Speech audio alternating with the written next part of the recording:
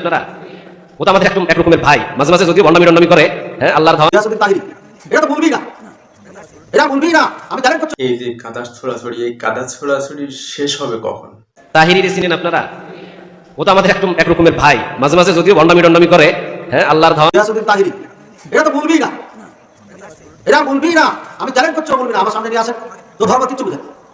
টাটকা দাজ্জালের নাম হচ্ছে ওয়াজের ময়দানে গিয়াসউদ্দিন তাহিরি। এই আমার সত্যি আফসোস লাগে যে এত কাদা ছোড়াছড়ি যদি আলেমরা করে, আসলে সত্যি কথা বলতে আপনারা আমার কথাগুলো একটু ভেবে দেখবেন। দেখবেন যে যারা অরিজিনালি জ্ঞানবান, অনেক জ্ঞানের অধিকারী, সত্যিকারের আলেম, তারা কিন্তু কাদা ছোড়াছড়ি করে না। আমি দেখেছি তো, কাদা ছোড়াছড়ি করে না কখনো। আর যারা কাদা ছোড়াছড়ি করে, দেখবেন যে কিছু বক্তা, আমাদের দেশের মধ্যে অনেকগুলো নওজোয়ান বক্তা, তারাই হলো কাদা ছোড়াছড়ি করে। যদি কোনো আলেম কথা বলতে গিয়ে যদি কোনো এদিক ওদিক মানে ভুল ভাল বা হতেই পারে ভুল, একটা বলে ফেললেই তাকে নিয়ে আটকাবে, তাকে নিয়ে অনেক কথাবার্তা বলা। এই যে শুরু হলো, আপনি যে একজন ভাই, সবাই তো আমরা মুসলমান ভাই ভাই, একজন বক্তা একটা কথা বলতে বলতে ভুল হতে পারে, সাথে সাথে আপনি তাকে জনসাধারণের সামনে হেয় প্রতিপন্ন করলেন।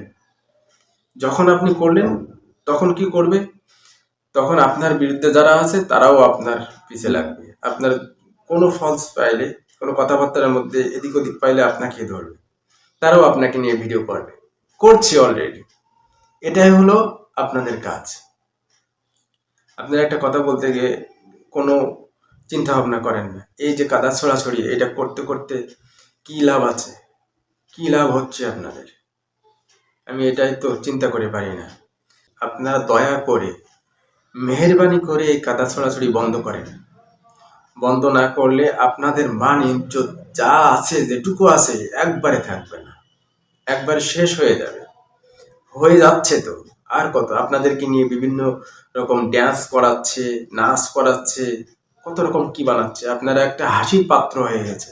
কেন হয়েছে? আপনাদের নিজেদের কারণে। একজন আরেকজনের বিরুদ্ধে বলেন।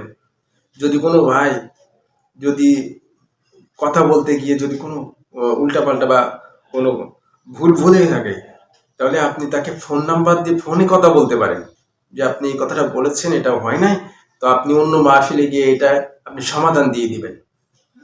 এটাই করলে মনে হয়, আমার পরামর্শ হলো, আমার ধারণা হলো, এটাই করলে মনে হয় আপনাদের ভালো হতো। আমি দর্শক শ্রোতাদেরকে এবং আমি বলতে চাই, আপনারা কি আমার সাথে একমত আছেন? যদি একমত থাকেন তাহলে আমি কমেন্ট বক্সে জানিয়ে দিন।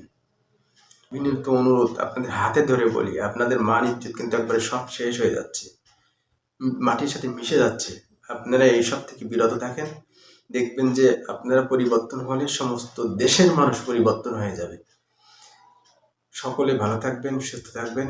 ভিডিওটি ভালো লাগে অবশ্যই শেয়ার করবেন, লাইক করবেন, কমেন্টস করে আপনার মতামত জানিয়ে দেবেন। সকলে ভালো থাকবেন, সুস্থ থাকবেন। আল্লাহ হাফিজ। আসসালামু আলাইকুম ওয়া রাহমাতুল্লাহি ওয়া বারাকাতুহু।